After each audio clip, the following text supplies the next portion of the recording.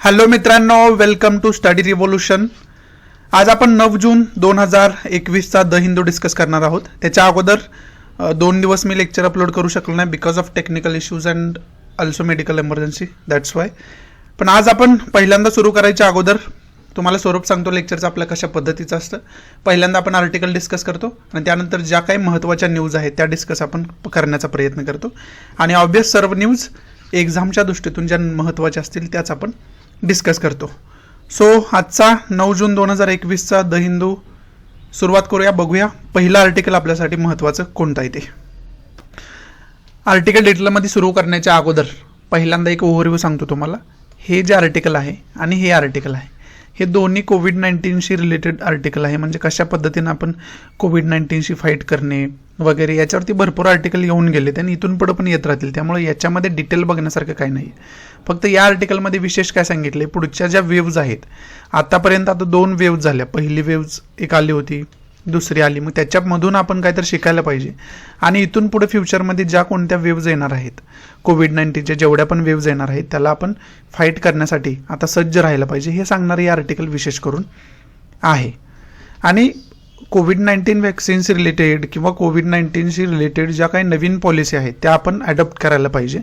कारण आत्तापर्यंत आपण हे बघितलं आहे की जुन्या पॉलिसीज कितपत काम यशस्वी ठरल्यात, कितपत अयशस्वी ठरलेल्या आहेत. मग त्याच्यामुळं आपल्याला एखादी नवीन पॉलिसी ॲडॉप्ट करायला पाहिजे, रूल्स चेंज करायला पाहिजे आणि त्याच्यामध्ये आणखी सशक्त आपण होऊन त्या कोविड-19शी फाईट करणं गरजेचं आहे असं सांगणारे हे एक आर्टिकल आहे आणि हे एक आर्टिकल आहे. त्याच्यामुळं याच्यामध्ये विशेष असं डिटेलमध्ये बघण्यासारखं काही नाही. आणि याचा जर विचार केला या आर्टिकलचा तर हे आर्टिकल आहे मालदीवशी रिलेटेड आहे, युनायटेड नेशन आणि मालदीवशी रिलेटेड आहे. त्यामुळे याच्यावरती एक उजळती माहिती मी तुम्हाला देतो. त्यानंतर लक्षद्वीपशी रिलेटेड हे आर्टिकल आहे, हे डिटेलमध्ये आपण बघणार आहोत. त्याचबरोबर हे जे आर्टिकल आहे ते इस्रायल पॅलेस्टाईन कॉन्फ्लिक्ट जो 11 दिवसाचा चालू होता त्याच्याशी रिलेटेड आहे. मग त्याच्याशी रिलेटेड काही तर याच्यामध्ये चर्चा केलेली आपल्याला पाहाव्यास मिळते. त्यामुळे याच्याविषयी सुद्धा एक उजळती इन्फॉर्मेशन तुम्हाला मी देणार आहे. त्याचबरोबर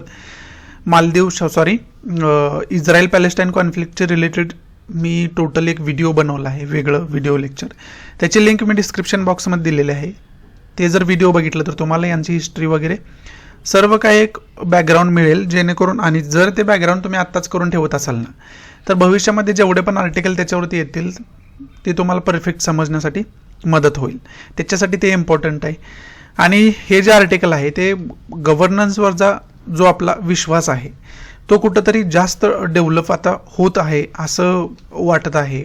मग त्याच्यामध्ये त्यांनी ओला उबरचं सुद्धा एक्झाम्पल दिलं आहे. म्हणजे एखादा अननोन ड्रायव्हर आपल्याला घ्यायला येतो फक्त ऑनलाईन बुकिंग केल्यानंतर आणि आपण त्याच्यावर विश्वास ठेवून सुखरूपरित्या आपल्याला पाहिजे त्या ठिकाणावर जाऊ शकतो. म्हणजे कुठंतरी ट्रस्टवर्दीनेस जास्त वाढतोय, विश्वासाची परिस्थिती देशामध्ये जास्त वाढते. विश्वास आपण एखाद्या अननोन पर्सनवरती सुद्धा ठेवू शकतो अशी परिस्थिती कुठंतरी वाढत आहे. म्हणजेच हे कशाचं फळ आहे तर हे प्रशासनाचं फळ आहे. म्हणजे प्रशासन तेवढ्या पद्धतीनं सक्षमरित्या कार्य करते. त्यामुळं अशा प्रकारच्या ज्या कंपन्या आहेत किंवा इतर कंपन्यांना पॉलिसीसुद्धा त्यांच्या तेवढ्या स्ट्रॉंगरित्या ठेवाव्या लागतात. त्यामुळं कुठंतरी प्रशासनावरचा आपला विश्वास वाढत आहे आणि त्याच्यामध्ये अशा प्रकारच्या घटना आपण बघू शकतो असं या आर्टिकलमध्ये सांगितले. त्यामुळे याच्यामध्ये काही विशेष डिटेल्समध्ये बघण्यासारखं नाही आहे. त्यामुळं सुरू करूया आपलं पहिलं आर्टिकल. आणि हे एक राहिले. याच्यामध्ये हे सांगितले की जिनॉमिक सिक्वेन्सिंग. आता जिनॉमिक सिक्वेन्सिंग काय आहे तुम्ही नेटवरून जाऊन बघायला पाहिजे, सायन्ससाठी महत्त्वाचं आहे. त्याचबरोबर मी एक उजळती इन्फॉर्मेशन देतो. जिनॉमिक जिनॉम्स म्हणजे आपले जीन्स जे असतात ते आता काही जण म्हणतात तुम्ही वडिलांवर गेलाय, काही जण म्हणतात तुम्ही स्वतःच्या आईवर गेलाय. मग ते कशावरून ठरतं तर ते ठरतं तुमच्या जीन्सवरून. म्हणजे काय तर डोळे वडिलांसारखे दिसतात, चेहरा आईसारखा दिसतो किंवा नाक आईसारखं दिसतं. हे कशावरून आपण म्हणतो तर ते जीन्स जे असतात आपले त्याला आपण जनुकीय तत्वज्ञ सुद्धा म्हणू शकतो आपण त्याला. जे जीन्स आपले असतात त्याच्यावरून ते ठरतं. मग जिनॉमिक सिक्वेन्सिंग जे आहे ना आता मोठ्या प्रमाणात आपल्याला कोविड-19च्या व्हेरियंट दिसत आहेत. आपल्याला व्हेरियंट म्हणजे काय दिसत आहेत थोडक्यात आपल्या भाषेत मी तुम्हाला सांगायचं झालं तर कोविड-19ची पिलं दिसत आहेत वेगवेगळी, बरोबर आहे. त्याचे लक्षणं थोडी वेगळी असलेले आपल्याला पाहावेस मिळतात. म्हणजे काय आहे तर कोविड-19चे जे जीन्स आहे त्याच्यापासूनच हे बनलेलं आहे. मग त्याच्यामध्ये या आर्टिकलमध्ये हे सांगितलं की त्याच्यामध्ये कुठंतरी आपल्याला प्रगती करणं गरजेचं आहे, त्याच्यावर कुठंतरी फोकस करणं गरजेचं आहे. म्हणजे आपल्याला जीन्सचा अभ्यास करणं गरजेचं आहे कोविड-19च्या. आणि त्यानुसार मग त्याच्याशी रिलेटेड तुम्ही DNA RNA सुद्धा ऐकलं असेल, बरोबर आहे. मग याच्यावरती म्हणजे आता कोविड-19चे वेगवेगळे व्हेरियंट पाहायला मिळतात असं तुम्हाला ऐकण्यात येते. मग त्याच्यामध्ये वेगवेगळे त्याचे व्हेरियंट म्हणजे त्याला आपण त्याची पिलं म्हणू शकतो. मग त्याचा अभ्यास करण्यासाठी, त्याला व्यवस्थितरित्या त्याच्याशी फाईट करण्यासाठी, नवीन व्हेरियंट येतोय त्याच्याशी फाईट करण्यासाठी आपल्याला जिनोमिक सिक्वेन्सचा अभ्यास करणं गरजेचं आहे आणि त्याचं इम्प्लिमेंटेशन सुद्धा त्या प्रमाणात करणं गरजेचं आहे असं या आर्टिकलमध्ये सांगण्याचा प्रयत्न केला आहे. म्हणजेच या आर्टिकलमध्ये फोकस कशावर दिला आहे तर जिनोमिक टेक्निक्सवर दिला आहे. मग जिनोमिक सिक्वेन्सिंग काय आहे याची एक उजळती माहिती असणारे शॉर्ट नोट तुम्ही बनवून ठेवायला पाहिजे. हेच या आर्टिकलमध्ये सांगितलं आहे. त्यामुळे याच्यामध्ये जिनोमिक सिक्वेन्सिंगपेक्षा वेगळं काय सांगितलं असं काही नाही आहे. त्यामुळे जिनोमिक सिक्वेन्सिंग आपण बघून ठेवणं गरजेचं आहे. समजते. मग त्याच्यामध्ये जर कोविड-19चे व्हेरियंट आपण बघितले ना तर त्याच्यामध्ये इथं बघा अल्फा आहे जो युनायटेड किंगडममध्ये आढळला, त्यानंतर बीटा आहे साऊथ आफ्रिकामध्ये, त्यानंतर गॅमा आहे ब्राझीलमध्ये आणि डेल्टा आहे इंडियामध्ये. इंडियामधला डेल्टा हा व्हेरियंट आहे आणि त्याचं सायंटिफिक जे नाव आहे ते B1617.2 हे आहे, बरोबर आहे. याचबरोबर आपल्यामध्ये आणखी 2 प्रकारचे व्हेरियंट कोविडचे सापडतात. हे 0.2 आहे, इथं 0.1 पण आहे आणि 0.3 पण आहे, बरोबर आहे.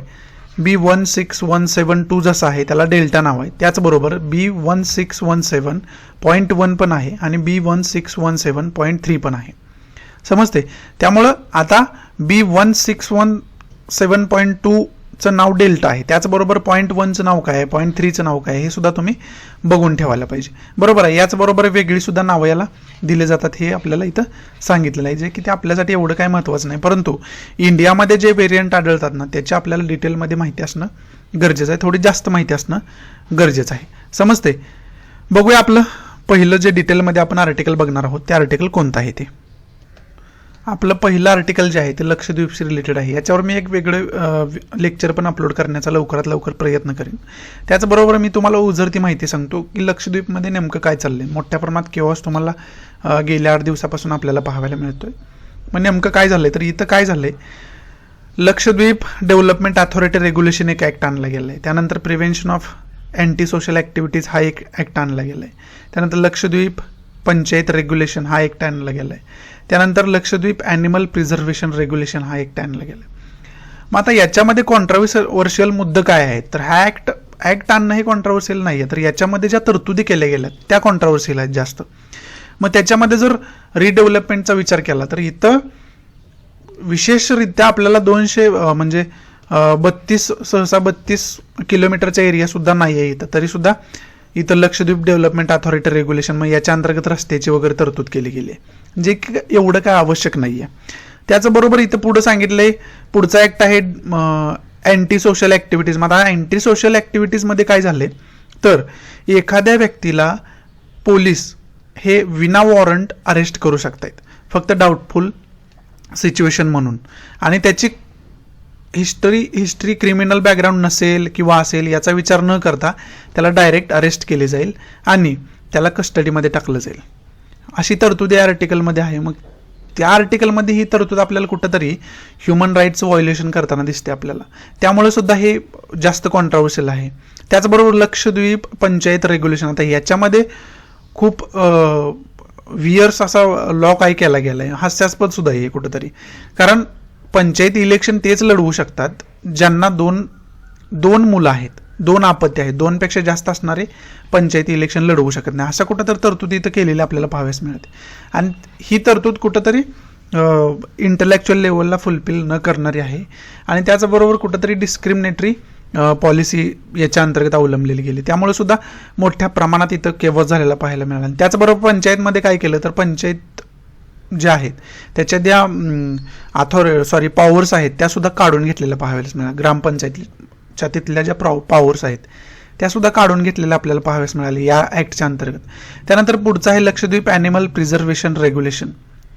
मग लक्षद्वीप ॲनिमल प्रिझर्वेशन रेग्युलेशनच्या अंतर्गत कॉन्ट्रोवर्शियली एक त्यांनी तरतूद काय केली तर बीफ बॅन केलंय, म्हणजे गाईचं मांस तुम्ही खाऊ शकत नाही किंवा गायींना प्रोटेक्शन देण्याचं काम तिथं केलंय. तसा जर विचार केला तर इथं मोठ्या प्रमाणात गायी आढळतच नाहीत मुळात. आणि दुसरी गोष्ट काय, इथं मोठ्या प्रमाणात पॉप्युलेशन हे मुस्लिम पॉप्युलेशन आहे आणि त्यांचा आहार सहसा मांसाहारी. मग खऱ्या अर्थानं हा जो ॲक्ट आणला गेलाय तो तिथल्या पॉप्युलेशनचा मेजॉरिटी पॉप्युलेशन कोणत्या प्रकारचा आहार ग्रहण करते तिथं याचा विचार न करता आणला गेला असं म्हटलं जाते. त्यामुळे मोठ्या प्रमाणात कॉन्ट्रोवर्सी याच्यावरती आहे. मग इथं या आर्टिकलमध्ये काय सांगण्याचा प्रयत्न केला आहे की या आर्टिकलमध्ये हे सांगण्याचा प्रयत्न केला आहे की गव्हर्नमेंटने याच्यावरती पुनर्विचार करणं गरजेचं आहे, याच्यामध्ये इंटरव्हेन्शन करणं गरजेचं आहे. कारण हे जे ॲक्ट आणलेत हे कुठंतरी अविचारी आहेत, याच्यामध्ये मॅक्झिमम लोकांचा विचार न करता हे ॲक्ट अवलंबले गेलेले आहेत किंवा आणले गेलेले आहेत असं यांचं मत आहे. आणि याच्यावरची जवळजवळ हे 3-4 आर्टिकल असेल, त्यामुळे हे जास्त महत्त्वाचं होऊन बसतं. मग लक्षद्वीपमध्ये नवीन कायदे आणले, त्याच्यामध्ये काय काय तरतुदी आहेत आणि त्या कशा कॉन्ट्रोवर्शियल आहेत हे याचं मी तुम्हाला डिटेलमध्ये माहिती सांगणार. आणि लक्षद्वीप युनियन टेरिटरी आहे, मग तिथं प्रशासकाची नेमणूक होते, मग त्याची रचना कशा प्रकारची, हे सर्व आपल्याला उहापोह करणं गरजेचं आहे, जे की आपल्याला न्यूजपेपरच्या डिस्कशनमध्ये एवढं डिटेलमध्ये जायला जमत नाही. तर मग आपलं लेक्चर जास्त वास्ट होऊन बसतं, जास्त मग टाईम घेणार, टाईम कन्झ्युमिंग होतं, मोठं होऊ शकतं. मग 40-45 मिनिटाचं आपलं लेक्चर आहे ते जवळजवळ 1.5 तासापर्यंत जाऊ शकतं. त्याच्यापेक्षा मी याच्यावरती एक वेगळं व्हिडिओ लेक्चर बनवतो जेणेकरून तुम्हाला लक्षद्वीपमध्ये काय सिच्युएशन चालली आहे आणि काय कॉन्ट्रोवर्सी आहे याचं एक ओव्हरव्ह्यू समजून येईल. त्यामुळं इथून पुढे जे पण आर्टिकल त्याच्यावरती येतील ना त्याचा तुम्ही चांगल्या पद्धतीनं अभ्यास करू शकता किंवा ते चांगल्या पद्धतीनं समजून घेऊ शकता. समजतं, एवढंच आर्टिकलमध्ये या महत्त्वाचं होतं जे मी तुम्हाला सांगितलं. पुढचं आर्टिकल आपल्या दृष्टीतून कोणतं महत्त्वाचं आहे ते बघूयात. पुढचं आर्टिकल जे आहे ते मालदीवशी रिलेटेड आहे. आता इथं सांगितलं the election Maldives foreign minister Abdulla Shahid as the president of 76th session of the United Nation General Assembly. United Nation General असेंब्लीचं 76वं सेशन होणार आहे आणि त्याचे प्रेसिडेंट जे आहेत ना ते प्रेसिडेंट म्हणजे त्याच्या अध्यक्षपदी नेमणूक झाली आहे मालदीवचे फॉरेन मिनिस्टर अब्दुल्ला शहीद यांची. बरोबर आहे. मग त्यामुळं इंडियाचं आणि मालदीवचं रिलेशन काय आहे आपल्याला बघून ठेवणं गरजेचं आहे. त्याचबरोबर मग पुढं हे जे मुद्दे मांडतील मग ते आता मालदीव जर आपण बघितलं तर आयलँड कंट्री आहे, तो एक आयलँड आहे आणि तिथं तो देश वसलेला आहे. मग त्याच्यामुळं त्यांच्या ज्या डिमांड असतील, त्यांचं जे त्याच्यामध्ये मांडलेली मतं असतील ते खऱ्या अर्थानं आयलँड्स कंट्री जे आहेत त्यांचे जे प्रॉब्लेम आहेत ते खऱ्या अर्थानं तिथं मांडले जातील असं सांगणारे हे आर्टिकल आहे. बरोबर आहे. आपल्या दृष्टीनं महत्त्वाचं काय आहे तर युनायटेड नेशन काय आहे, युनायटेड नेशन जनरल असेंब्ली काय आहे हे बघून ठेवणं गरजेचं आहे. आता युनायटेड नेशनविषयी मी पाठीमागच्या 2-3 लेक्चरमध्ये 2-3 वेळा माहिती दिलेली आहे. बरोबर आहे. त्यामुळे तुम्ही ते बघितलं नसेल तर युनायटेड नेशनविषयी बेसिक माहिती तुम्ही इंटरनेटवरून बघून ठेवणं गरजेचं आहे. त्याचबरोबर मालदीव कंट्रीचं लोकेशन काय आहे आणि भारताचं आणि मालदीवचं रिलेशन काय आहे हे आपण बघून ठेवणं गरजेचं आहे. त्यासाठीच हे आर्टिकल महत्त्वाचं आहे. दुसरं या आर्टिकलमध्ये विशेष चर्चा करण्यासारखं काही नाही आहे. पुढचं आर्टिकल बघू आपल्यासाठी कोणतं महत्त्वाचं आहे ते. हे जे आर्टिकल आहे ना ते इस्रायल पॅलेस्टाईन कॉन्फ्लिक्टची रिलेटेड आहे, म्हणजे इस्रायलशी रिलेटेड आहे. त्याच्यामध्ये हमास ही संघटना आहे वगैरे याचा ओव्हरव्ह्यू सांगणारं एक लेक्चर मी वेगळं बनवले, त्याची लिंक मी डिस्क्रिप्शन बॉक्समध्ये दिली आहे. त्याच्यामध्ये तुम्हाला मी परिपूर्ण याची माहिती सांगण्याचा प्रयत्न केला आहे. ते लेक्चर बघा, नसेल तर तुमच्या पद्धतीनं याची माहिती विशेष याचे हिस्ट्री तुम्हाला माहिती असायला पाहिजे. मग तुमच्या पद्धतीने याची डिटेल माहिती तुम्ही काढून ठेवा. त्याची एक शॉर्ट नोट तुमच्याकडे असणं अत्यंत आवश्यक आहे. कारण हा कॉन्फ्लिक्ट वारंवार इरप्ट होताना आपल्याला दिसतो, वारंवार तो वर येतो, परत अजून त्यांच्यामध्ये कॉन्फ्लिक्ट होतो, परत ते मग न्यूजमध्ये येतं, परत त्याच्यावरती वेगवेगळ्या प्रकारच्या न्यूज यायला लागतात. त्यामुळं एकदाच तुम्ही परफेक्ट करून ठेवलं ना त्याच्यावरती किती जरी न्यूज आले तर ते तुमच्या परफेक्ट लक्षात यायला मदत होते. मग याचे जर बॅकग्राऊंड तुम्हाला आता इथं ओझरती तुम्हाला माहिती सांगतो नेमकं त्यांच्यामध्ये काय चाललंय. तर आता पहिल्यांदा ना पॅलेस्टाईन लोक त्या क्षेत्रामध्ये राहत होते, ज्याला आपण आता इस्रायल म्हणतो, त्या क्षेत्रामध्ये. त्यानंतर मग काय झालं तर इंग्रजांची सत्ता ज्यावेळेस होती त्यावेळेस तिथं पॅलेस्टाईन राहत होते. परंतु इंग्रज तिथं ज्यावेळेस बस्तान बांधत होते किंवा इंग्रज ज्यावेळेस तिथून सत्तांतर करत होते, सत्ता स्थापन इंग्रजांची होती, त्यावेळेस पॅलेस्टाईन बहुसंख्यित होते. परंतु इंग्रजांना जास्तीत जास्त क्षेत्र वाढवण्यासाठी इंग्रजांनी, जाऊ द्या हे नाही, आणखी तुम्हाला सोपे बसायला सांगतो. काय आहे ना, आत्ताचा जो इस्रायल आहे ना, इस्रायल, तिथं पहिल्यांदा पॅलेस्टाईन लोक राहत होते.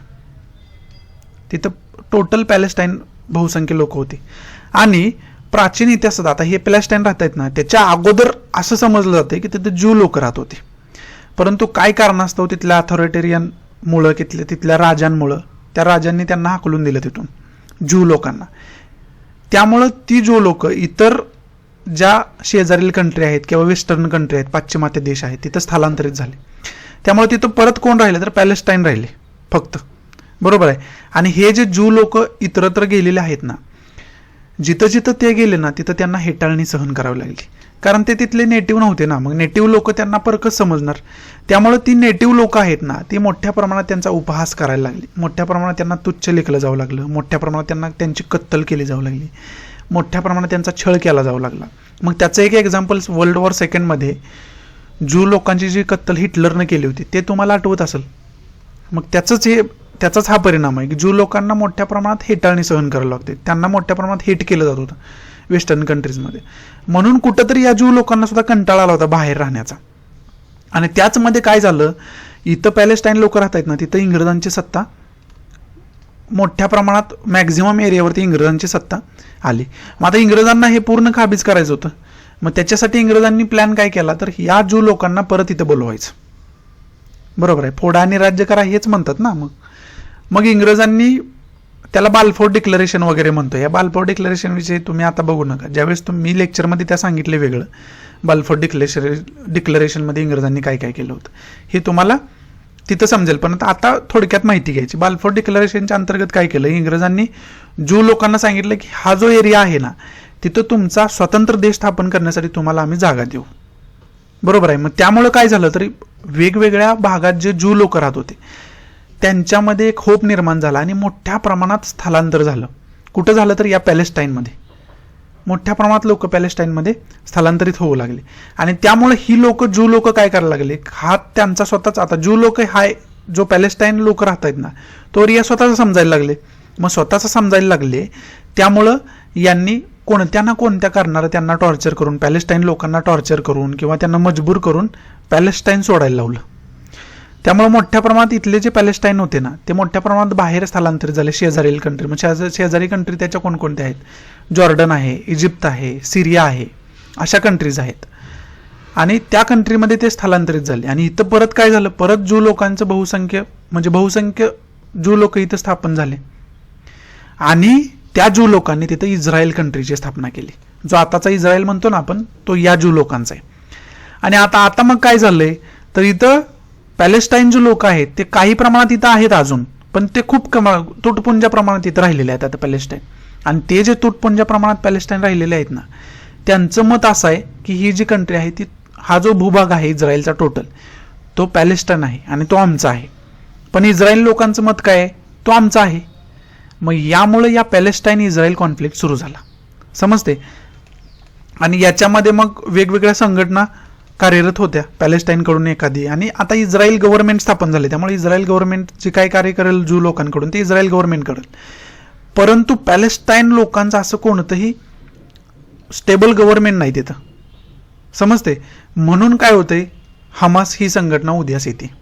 आता इथं हमासचा उल्लेख आला. इथं हमास ही संघटना टेररिस्ट ऑर्गनायझेशन मानली जाते इस्रायल गव्हर्नमेंटकडून किंवा इतर देशांकडून सुद्धा, कारण तशा प्रकारच्या ऍक्टिव्हिटी यांच्याकडून चालतात. मग आता ही हमास संघटना जी आहे ना, ती पॅलेस्टाईन लोकांकडून वारंवार युद्ध पुकारत असते इस्रायल गव्हर्नमेंटच्या विरोधात. आणि इस्रायल गव्हर्नमेंट सुद्धा त्याला त्याच पद्धतीनं प्रत्युत्तर देताना आपल्याला दिसतं. मग त्याचंच द्योतक म्हणून आता 11 दिवसाचं युद्ध यांच्यामध्ये झालेलं आपल्याला पाहाव्यास मिळेल. आणि त्याच्यामध्ये मग इजिप्तच्या मदतीनं शांतता प्रस्थापित आत्ताच झालेली आपल्याला पाहाव्यास मिळेल. बरोबर आहे. आणि याच्यामध्ये मग वारंवार ही हमास संघटना आहे आणि इस्रायल गव्हर्नमेंट आहे यांच्यामध्ये मोठ्या प्रमाणात वारंवार कॉन्फ्लिक्ट पाहायला मिळतो. आणि तसं म्हणायला पॅलेस्टाईन गव्हर्नमेंट तिथं स्थापन झालेलं आहे, परंतु लोक त्या प्रमाणात त्या गव्हर्नमेंटवर डिपेंड नाही आहेत पॅलेस्टाईन लोक. काही लोक हे हमास संघटनेवर डिपेंड आहेत, काही लोक पॅलेस्टाईन गव्हर्नमेंटवर डिपेंड आहेत. म्हणजे कसं, आता भारतामध्ये इंग्रज सरकार ज्यावेळेस होतं ना, त्यावेळेस मावाळ गट आणि जहाल गट असा होता. एक मावाळ गट होता आणि एक जहाल गट होता.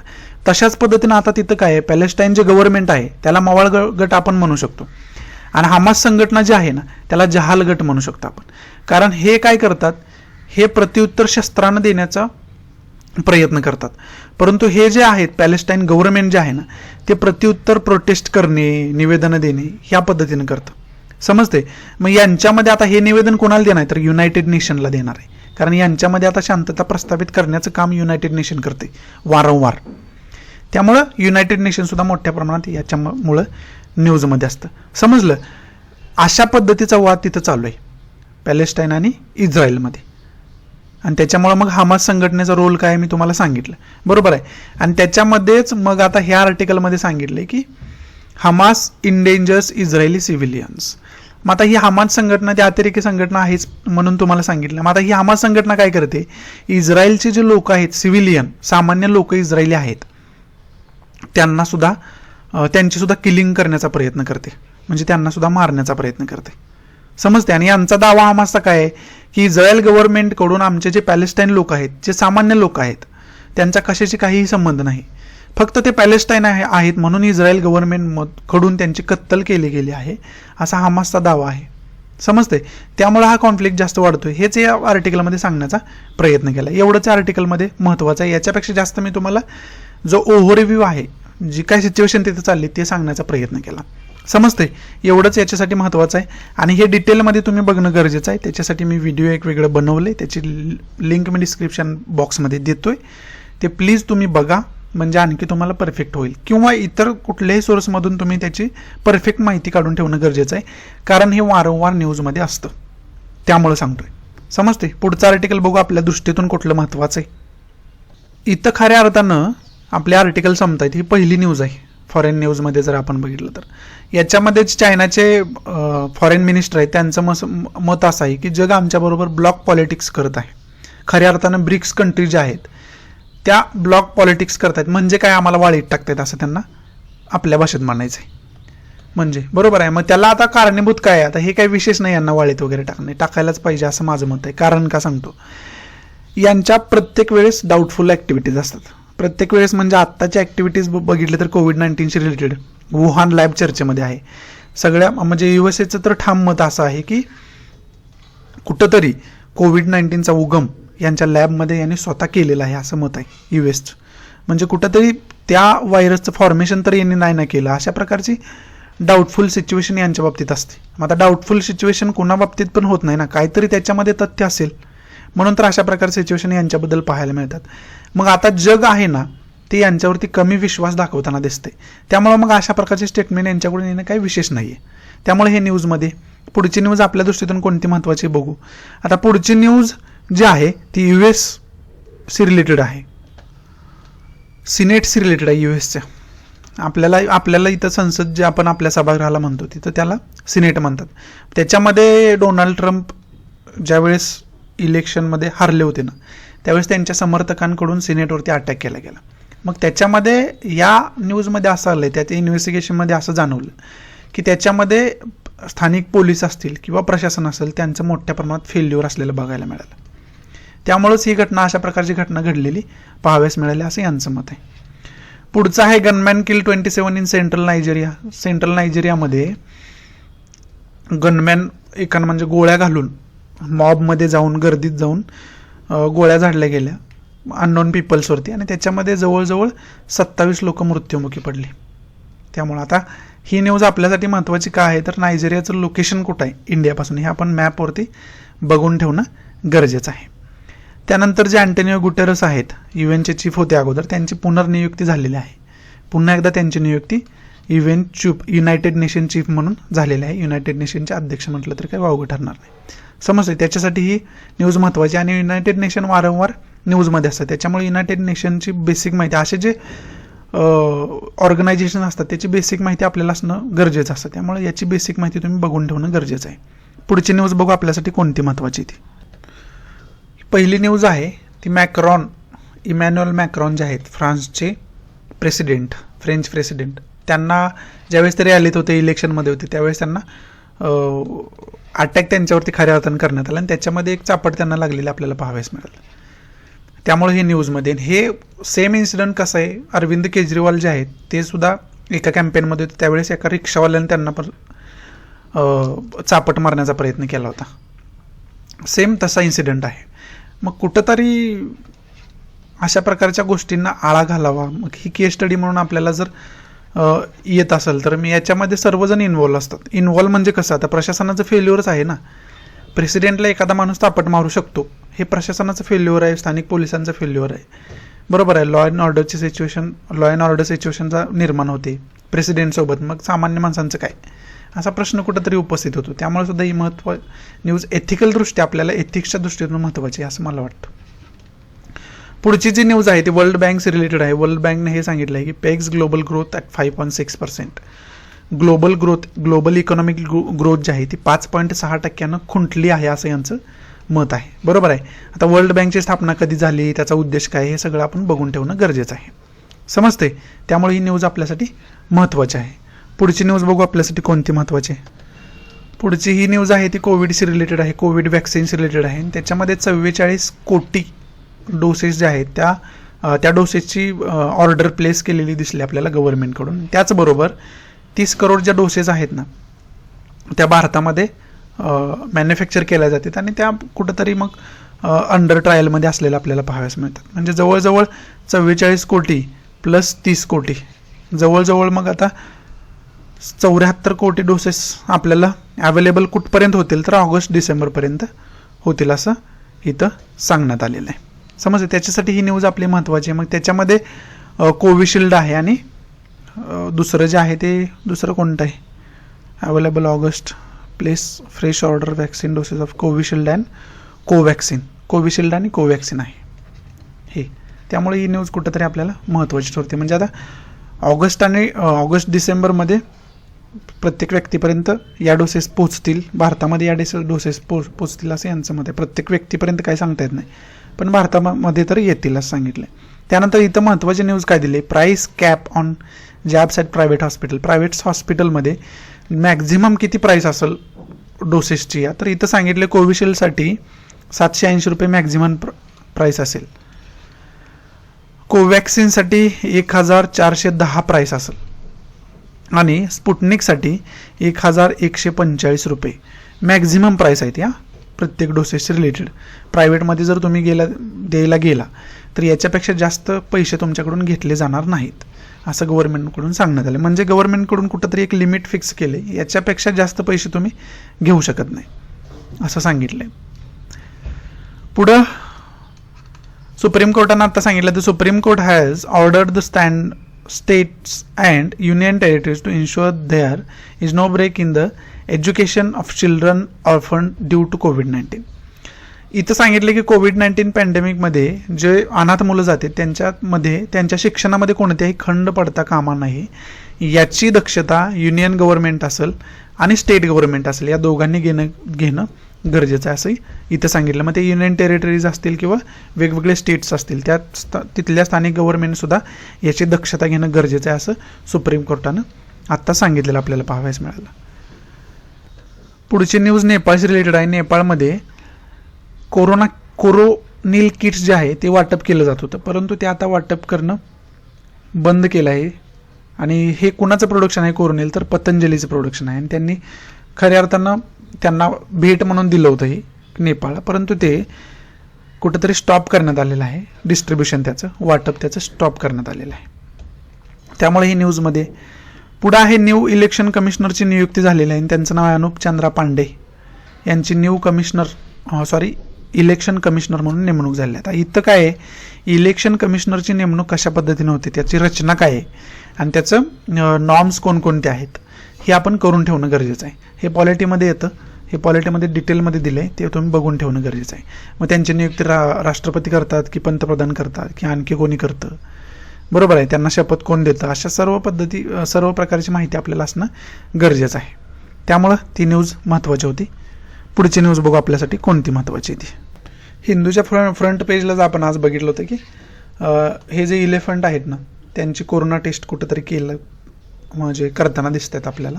हे म्हणजे हत्तींमध्ये सुद्धा कोरोना मोठ्या प्रमाणात आढळायला लागला आहे. त्यामुळं कुठंतरी यांची स्वॅब टेस्ट करताना आपल्याला पाहावेस मिळालं. त्यामुळे इथं न्यूजमध्ये काय आहे तर मधुमलाई टायगर रिझर्व न्यूजमध्ये, त्याचबरोबर पुढं अजून कोण आहे, वेंडालूर झू न्यूजमध्ये आहे.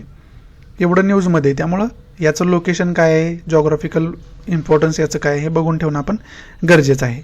पुढची न्यूज आहे, एका 10 वर्षाच्या मुलीनं चीफ जस्टिस ऑफ इंडियाला पत्र लिहिलं आहे आणि त्याच्यामध्ये आभार मानलेले आहेत की तुम्ही जे इंटरव्हेन्शन करतायत, तुम्ही जे कोरोना पॅन्डेमिकमध्ये लोकांना हमी देताय जीव वाचण्याची, ते कुठंतरी वाखाणण्याजोगं आहे. त्यामुळे त्या मुलीनं कुठंतरी त्यांचं त्या पत्राच्याद्वारे, त्या लेटरच्याद्वारे आभार मानलेला आपल्याला पाहावयास मिळालं. त्यामुळे हे न्यूजमध्ये.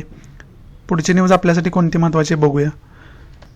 पुढची न्यूज आहे युनिव्हर्सिटी रँकिंग ज्या आहेत त्या QS वर्ल्ड युनिव्हर्सिटीज रँकिंग आहे. त्याच्यामध्ये JNU सुद्धा समावेश पहिल्यांदा झालेला आपल्याला पाहावयास मिळतोय. त्यामुळे JNU न्यूजमध्ये आहे. JNU कायमच न्यूजमध्ये असते, वेगवेगळ्या प्रोटेस्ट वगैरे तिथले विद्यार्थी करतात, त्यामुळं ते काही विशेष नाही. परंतु पहिल्यांदा JNU या QSच्या वर्ल्ड युनिव्हर्सिटी रँकिंगमध्ये आलेला आहे, पहिल्या 600 मध्ये. मग त्याच्यामध्ये ज्या भारतातल्या युनिव्हर्सिटीज महत्त्वाच्या आलेल्या आहेत त्या रँकिंगमध्ये त्या कोणकोणत्या आहेत तर 177 नंबरला आहे Indian institute of technology Bombay आहे. 185 नंबरला आहे Indian institute of technology Delhi आहे. 186 नंबरला Indian institute of science Bengaluru आहे. 255 नंबर आहे Indian institute of technology Madras आहे. 277 नंबर आहे Indian institute of technology Kanpur आहे. अशा पद्धतीने रँकिंग इथं दिलेलं आहे, आपल्याला पाहावयास मिळते. आणि दिल्ली युनिव्हर्सिटी पण आहे याच्यामध्ये. 501 ते 510 मध्ये दिल्ली युनिव्हर्सिटीचा समावेश होतोय आणि 561 ते 570 मध्ये जवाहरलाल नेहरू युनिव्हर्सिटीचा समावेश होतो. या दोन्ही दिल्लीमध्ये बेस्ड युनिव्हर्सिटी आहेत, परंतु दिल्ली युनिव्हर्सिटी वेगळी आहे आणि जवाहरलाल नेहरू युनिव्हर्सिटी दिल्लीची आहे ती वेगळी आहे. त्यामुळं पहिल्यांदा JNUचा समावेश याच्यामध्ये झाल्यामुळं हे QS वर्ल्ड युनिव्हर्सिटी रँकिंग जे आहे ते न्यूजमध्ये आहे. त्यामुळे QS वर्ल्ड युनिव्हर्सिटी रँकिंगविषयी हे कोण रँकिंग काढतं, कशा त्या बेसिसवर काढतात, हे याची बेसिक माहिती तुम्हाला असणं गरजेचं आहे. त्यामुळे ते तुम्ही बघून ठेवा. पुढचे जी न्यूज आहे ते new norms for digital content. आता मोठ्या प्रमाणात आपण डिजिटल बेस झालेलो आहोत आता कोविड-19 सुद्धा म्हणा किंवा आपली मजबुरी सुद्धा म्हटलं तर काय वावगं ठरणार नाही. त्याच्यामध्ये आपण मोठ्या प्रमाणात ऑनलाईन लेक्चर्स वगैरे सुरू झालेले आहेत. मग त्याच्यामध्ये सांगितलंय की जे अपंग मुलं असतात किंवा कर्णबधिर असतात किंवा ब्लाइंड असतात त्यांच्यासाठी सुद्धा डिजिटल प्लॅटफॉर्मवरती वेगळ्या सुविधा निर्माण करणं गरजेचं आहे. हे सांगणारीच ही न्यूज आहे. याच्यामध्ये विशेष काय नाही. मग त्याच्यामध्ये साईन लँग्वेज वगैरे असायला पाहिजे हे सांगणारी ही न्यूज आहे. त्याच्यामुळे हे न्यूजमध्ये आहे.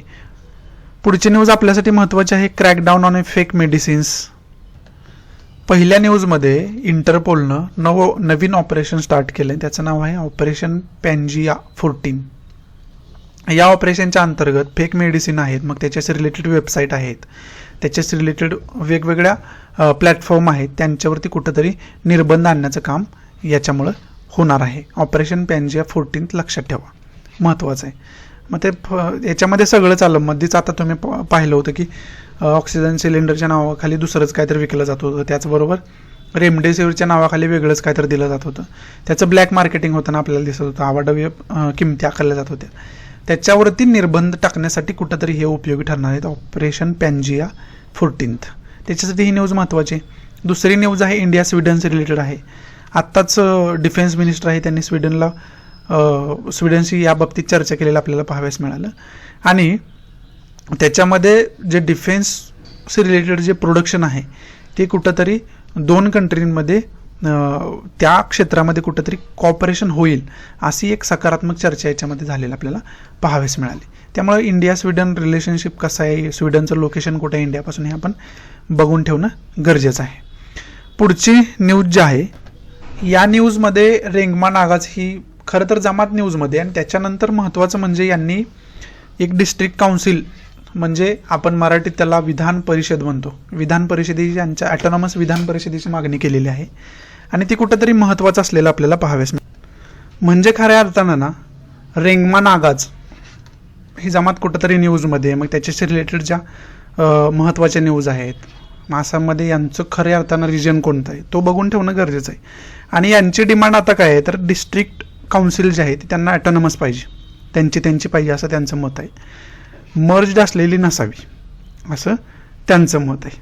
रेंगमा हिलचा सुद्धा उल्लेख इथं कुठंतरी आलेला आहे. त्यामुळे जॉग्राफिकल दृष्ट्या सुद्धा हे महत्त्वाचं, ही न्यूज आपल्याला महत्त्वाची ठरते. याच्यामध्ये काय जॉग्राफिकल लोकेशन्स आलेत, यांच्याशी रिलेटेड कोणतं जॉग्राफिकल लोकेशन महत्त्वाचं आहे ते बघून ठेवणं गरजेचं आहे.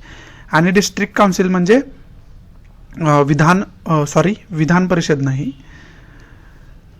जिल्हा परिषद ज्याला आपण म्हणतो, ती त्यांना सेपरेट त्यांची ॲटोनॉमस पाहिजे. एवढंच या न्यूजमध्ये महत्त्वाचं आहे.